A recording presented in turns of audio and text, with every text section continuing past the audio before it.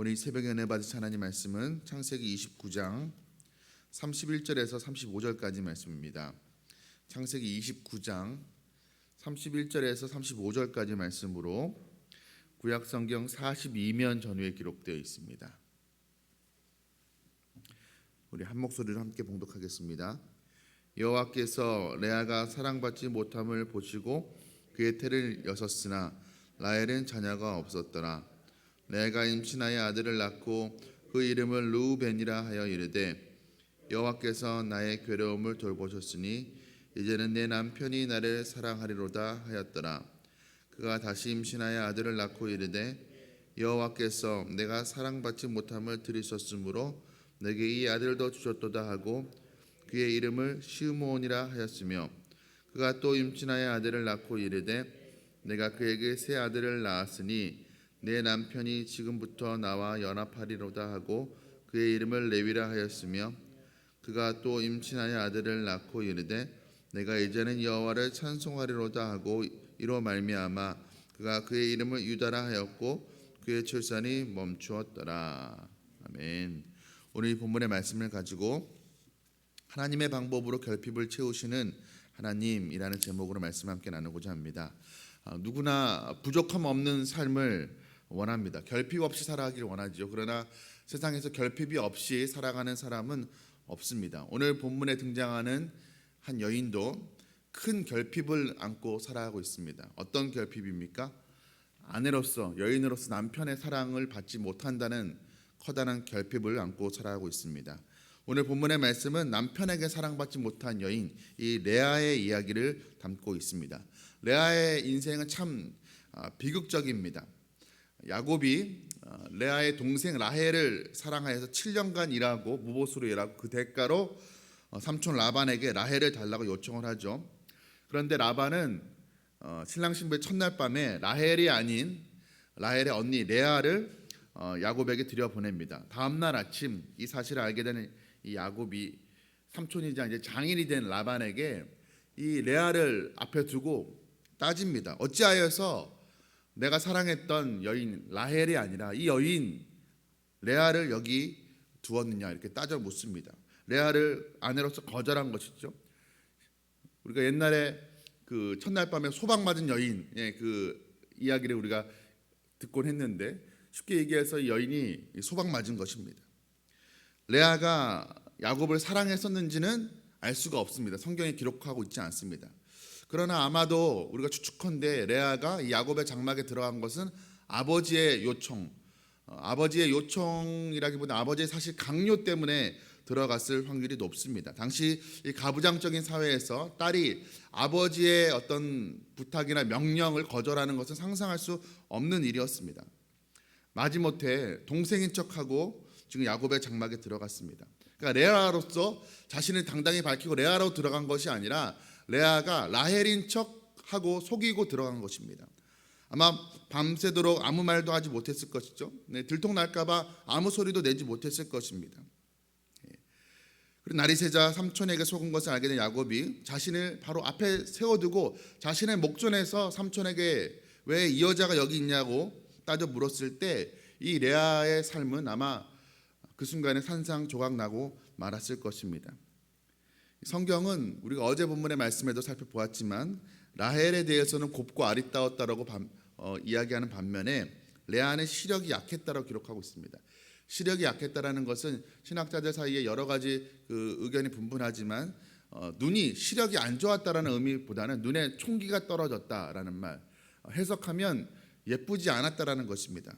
그러니까 동생 라헬은 굉장히 예쁘고 아름다운 여인인데 레아는 쉽게 얘기해서 못생겼다는 것입니다. 아마 이 레아는 자라면서부터도 이 예쁜 라헬에게 동생에게 열등감을 느꼈을 것입니다. 그러다가 이제는 아버지에게 지금 도구처럼 이용당하고 있습니다. 야곱이 라헬이 아니라 레아를 야곱의 장막에 들여보낸 이유가 무엇입니까? 야곱이 라헬을 얻기 위해서 더 일할 것을 알고서 그 야곱을 무보수로 더 붙들어두기 위해서 지금 라헬이 아니라 레아를 야곱의 장막에 들여보낸 것이죠. 아버지에게 딸이었는데 도구처럼 이용당했습니다. 아버지가 딸을 그렇게 대하면 안 되는 것이죠. 딸로서 아버지에게 느낀 배신감이 아마 컸을 것입니다. 어찌됐건 이제는 야곱이 남편이 되었습니다. 하룻밤 보내게 되었죠. 그런데 그 하룻밤 사이에 바로 그 다음날 아침에 야곱이 이 레아를 거절하고 외면합니다. 게다가 훗날 이제 야곱이 자신의 동생인 라헬을 또 아내로 맞아들인 이후로부터는 아예 눈길조차 주지 않고 있는 그런 상황입니다. 오늘 본문의 말씀은 여자로서 남편에게 마땅히 사랑받을 권리가 있죠. 그러나 그 권리를 박탈당하고 남편에게 따뜻한 사랑의 눈길조차 한번 받지 못했던 이 레아를 하나님께서 어떻게 위로하시는지 보여주고 있는 말씀입니다. 레아의 결핍을 채우시는 하나님을 오늘 말씀을 통해서 잘 볼 수가 있습니다. 우리 31절 말씀 보도록 하겠습니다. 여호와께서 레아가 사랑받지 못함을 보시고 그의 태를 여셨으나 라헬은 자녀가 없었더라. 하나님 여호와께서 레아가 사랑받지 못함을 보셨다라고 기록을 하고 있습니다. 레아가 야곱에게 사랑받지 못함을 보셨다. 사랑받지 못했다라는 얘기는 사실 완곡한 표현입니다. 원어의 의미는, 더 직접적인 의미는 미움받았다라는 것입니다. 야곱이 레아를 미워했다라는 것이죠. 미워하는 사람은 쳐다보기도 싫습니다.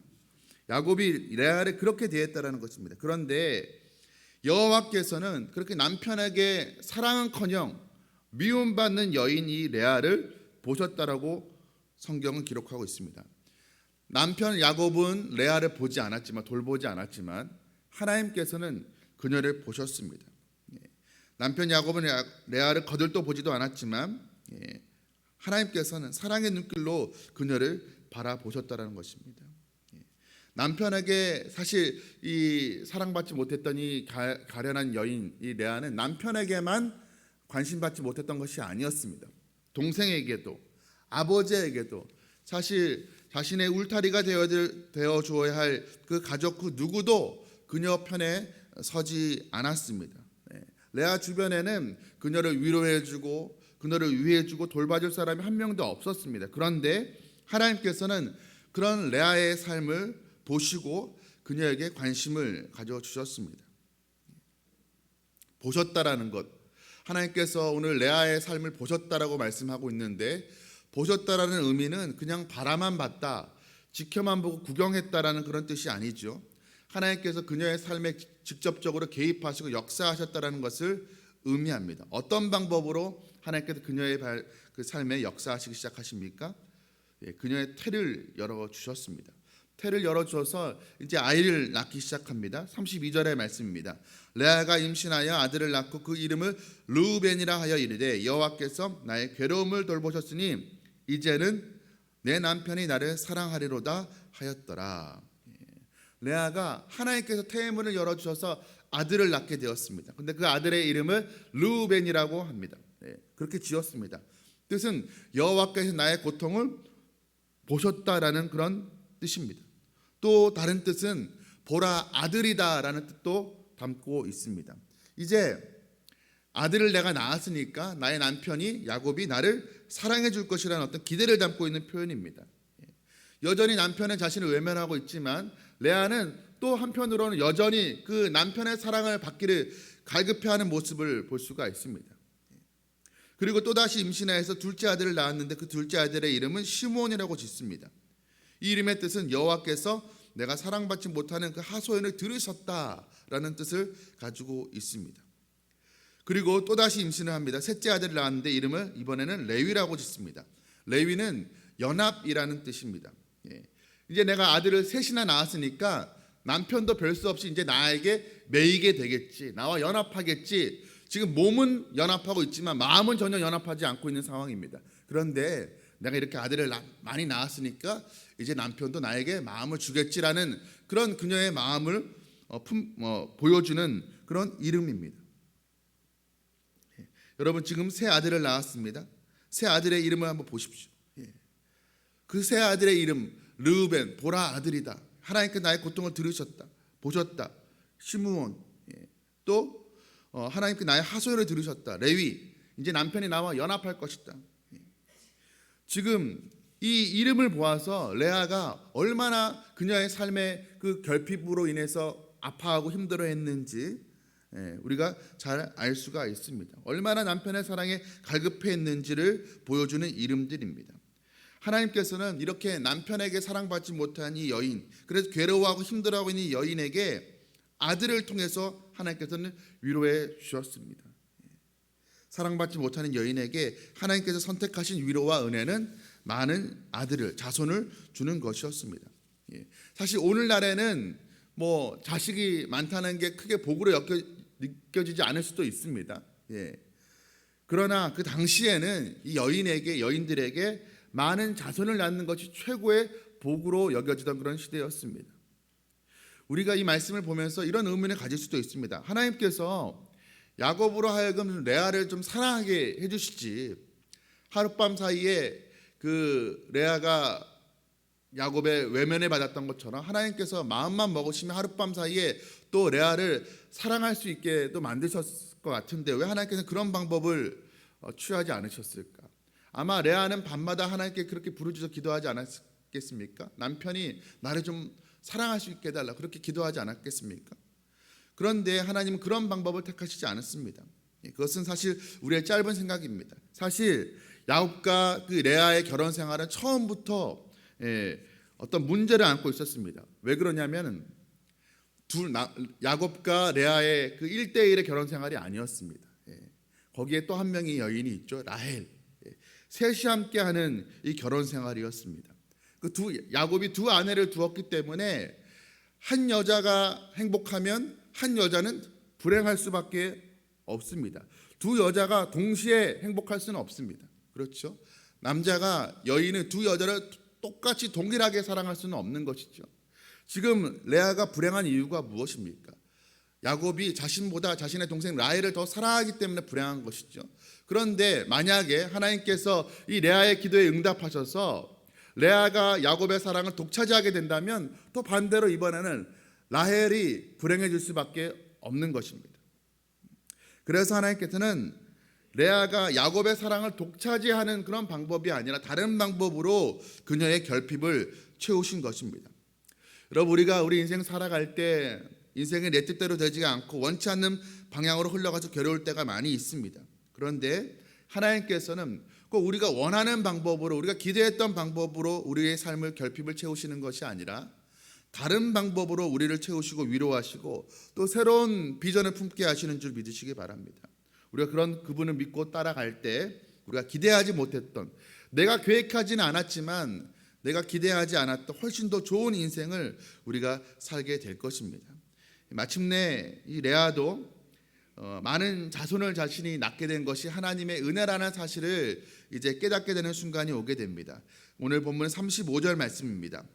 그가 또 임신하여 아들을 낳고 이르되 내가 이제는 여호와를 찬송하리로다 하고 이로 말미암아 그가 그의 이름을 유다라 하였고 그의 출산이 멈추었더라. 지금 세 아들 르우벤과 시므온과 레위를 낳는 동안에도 지금 이 레아의 마음 가운데는 계속 남편의 사랑을 갈구하는 그런 모습이 담겨 있습니다. 그런데 이제 넷째 아들 유다를 낳으면서 그녀가 깨닫게 된 것이 있었습니다. 남편의 사랑을 받지 못한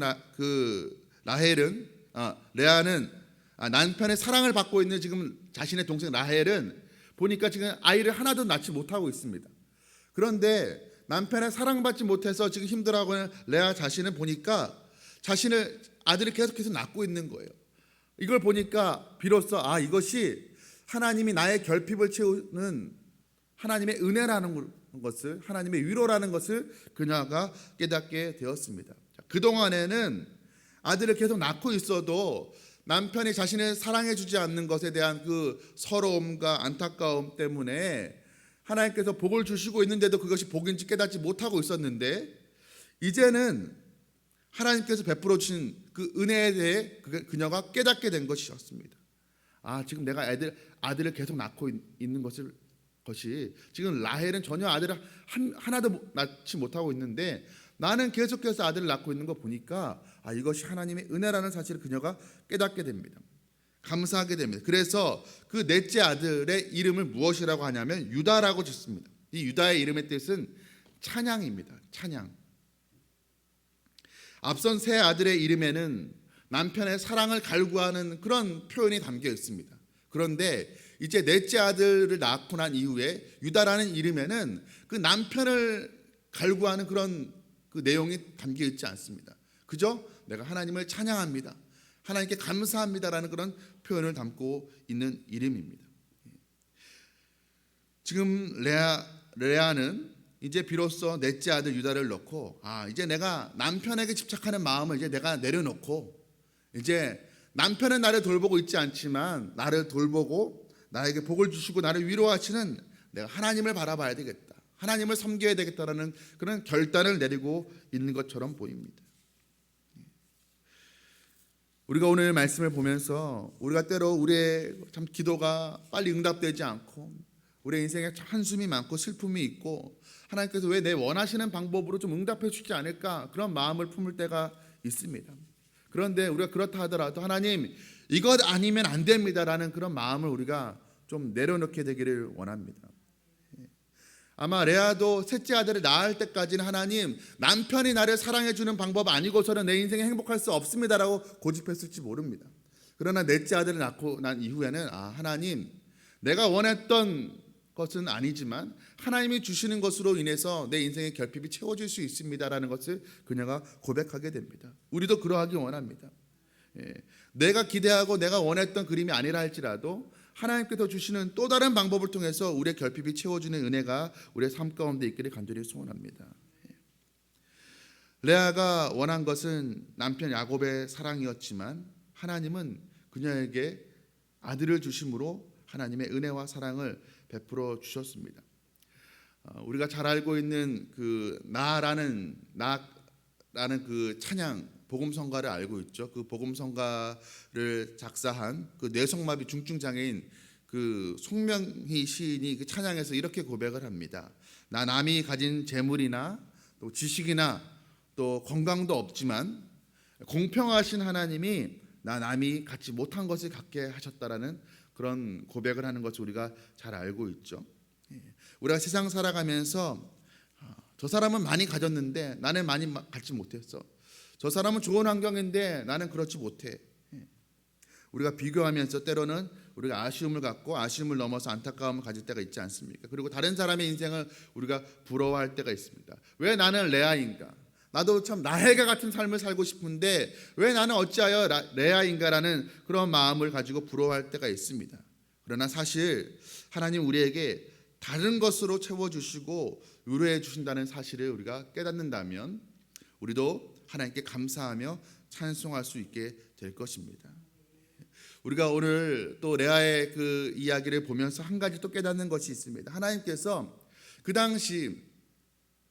당시에 남자에게 그 가부장적인 그 사회에서 남자에게 주목하는 이 사회 그 성경 시대에서 오늘 본문의 말씀은 그저 한 여인 남편에게조차 사랑받지 못하는 어떻게 보면 외모적으로 굉장히 못생긴 아무에게도 주목받지 못하고 있는 그 여인에게 집중하고 있는 것을 보게 됩니다. 하나님이 이 레아의 삶을 자세하게 들여다보시고 그녀의 삶에 개입하시는 것을 보게 됩니다. 여러분 이것을 한번 깊이 묵상해 보십시오. 하나님이 나 같은 아무도 주목하지 않는 이 무명의 나 같은 인생단에게 돌아보실까? 내가 부엌에서 오늘도 우리 이 자리 새벽을 깨우신 분들 중에는 여성분들이 많으신데 우리 집사님, 우리 권사님, 우리 성도님들께서 내가 가정에서 부엌에서 내가 그릇 닦으면서 남편도 알아주지 못하는 내 삶의 애환들 가지고 있는데 누가 나를 돌아볼까? 누가 나에게 관심을 가지고 있을까라는 생각이 들 때가 아마 있겠죠. 그러나 우리가 이것을 기억하기 원합니다. 때로는 우리의 가까운 남편마저도 내 삶을 아주 상세하게 세밀하게 돌아보지 못하지만 하나님께서는 나에게 아주 지극한 관심, 아주 세밀한 관심을 가지고 우리를 오늘도 지켜보고 있다는 사실을 우리가 잊지 않기를 간절히 소원합니다. 하나님께서 우리를 결코 혼자 내버려 두지 않으십니다. 여러분 우리 인생에 때로는 소외당하고 우리 거절당하는 그런 아픔이 있을 수 있습니다. 오늘 레아가 그러했죠. 그러나 오늘 하나님께서 레아를 돌보시고 지키시고 그녀에게 복을 주셨던 것처럼 한결같이 하나님께서 우리의 삶도 지켜주시고 돌보시고 우리의 작은 신음에도 응답하여 주시는 그 하나님인 줄 우리가 깨닫고 오늘도 그 하나님 바라보며 의지하며 나아가는 저와 여러분 되시기를 주님의 이름으로 축복합니다. 함께 기도하시겠습니다. 사랑과 은혜가 풍성하신 하나님 아버지, 우리가 라헬의 삶을 원하지만 우리의 현실은 레아일 수 있습니다. 하나님, 아무에게도 주목받지 못하고 나를 돌봐줘야 될 가정, 나의 아버지에게도 돌봄받지 못하고 또 나에게 마땅히 사랑을 주어야 될 그 남편에게도 사랑받지 못하고 또 그런 삶일 수도 있습니다. 하나님, 내가 원했던 삶은 이런 삶이 아니었는데 왜 내 삶에 이런 부족과 결핍이 많은가? 왜 나도 남들처럼 번듯하게 잘 살고 싶었는데 남부럽지 않게 그렇게 살고 싶었는데 왜 내가 살아가는 삶의 모습은 이렇게 초라한가라는 그런 마음이 들 때가 있습니다. 그러나 하나님, 우리 하나님은 공평하신 하나님인 줄로 믿습니다. 하나님, 라헬의 텔은 막아 놓으셨지만 레아의 텔은 열어셔서 그녀에게 많은 자손을 허락해 주신 것을 우리가 보게 됩니다.